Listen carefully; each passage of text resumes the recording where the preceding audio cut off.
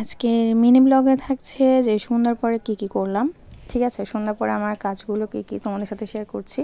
তো দেখো, বর আসার সময় অফিস থেকে বাজার নিয়ে এসেছিলো, কল করে বলে রেখেছিলাম যে বাজার নেই, সবজি বাজার, সাথে রসুনও ফুরিয়ে গিয়েছিল। তো দেখো এই বাজারগুলো এনেছে, বরবটি, লেবু, ঝিঙে। এই প্যাকেটটা এক হাতে মানে তোলার শক্তিটা ছিল না আমার, তো আবার ক্যামেরা অফ করে দুই হাতে তুললাম। তো দেখো এখানের মধ্যে টমেটো ছিল, পটল ছিল, ঝিঙে ছিল, শসা ছিল। ঠিক আছে, আরেকটার মধ্যে রসুন, আরেকটার মধ্যে হচ্ছে বরবটি আর লেবু।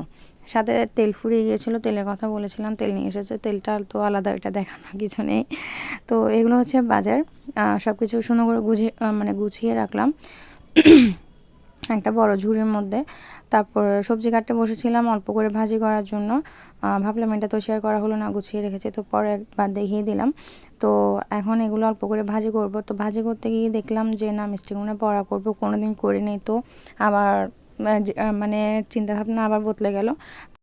তো বর যাবে হচ্ছে যে নিমন্ত্রণে, ওর নিমন্ত্রণ রয়েছে। তো আমাদের জন্য হালকা পাতলা খাবার রাতের, কলার থোড়, মিষ্টি কুমড়া বড়া, পটল ভাজি করেছিলাম। মেয়ে এখান থেকে কয়েকটা খেয়ে নিয়েছে, বাকি অবশিষ্ট 3টে আছে। আর হচ্ছে অল্প করে চিংড়ি ভুনা করেছিলাম, চিংড়ি সাথে হচ্ছে অল্প করে মিষ্টি কুমড়া ভাজি। সব কিছু অল্প অল্প করেছে, কারণ হাজব্যান্ডের নিমন্ত্রণ আছে আর আমরা কয়েকজন মানুষ, এগুলো দিয়ে হয়ে যাবে রাতের খাবার। তো সবাই ভালো থাকবে, সুস্থ থাকবে, টাটা।